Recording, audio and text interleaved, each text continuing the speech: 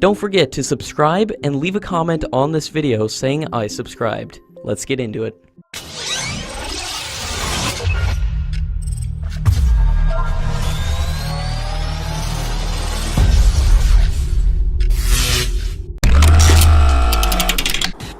The Indian Air Force has 118 Jaguar fighter jets, and is the lone operator of the aircraft in the world, which has made the sourcing of spares much harder for India, thus affecting its operational availability.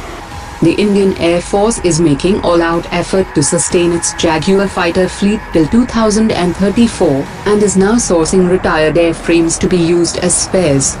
After India secured 31 Jaguars from France, Oman has also offered the free transfer of 2 Jaguar aircraft along with 8 engines and unused spares. India has also bought 2 Jaguar aircraft along with some spares from the United Kingdom for 2.8 crore rupees. Indian Air Force will upgrade the airframes with Darren 3 configuration, under which it will get an active electronically scanned array radar, newer engines from Honeywell, along with a host of upgrades to its avionics and cockpit.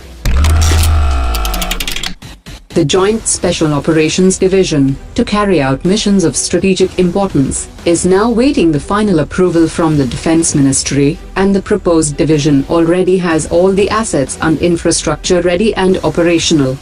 The Special Operations Division will have about 3,000 commandos, and will be drawn from the elite special forces of all the 3 services. The division will also have dedicated aircraft and helicopters for special missions. Recently, the government has cleared the proposals for the procurement of specialized equipments for the Indian Special Forces, which will be procured from Israel, Germany, Sweden, Russia and Finland.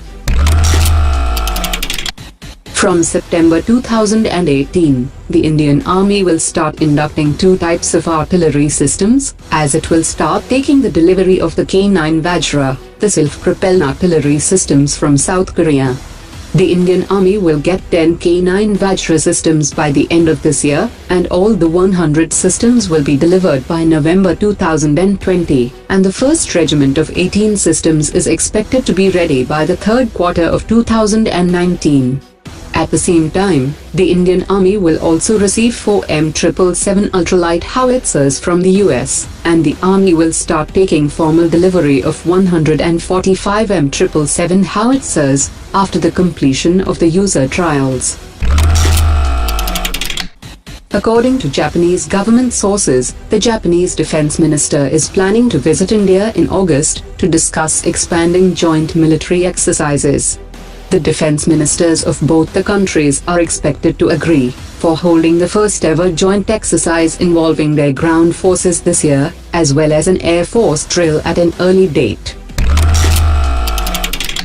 According to a latest media report, the Indian Army and the Indian Navy are in favor of the new structural reform to have joint theatre commands, but the Indian Air Force believes that given its limited assets and enormous flexibility inherent in aircraft, the military is for defense of the nation, and not for out-of-area operations, and that the expensive equipments should remain centralized and not distributed to theatre commands.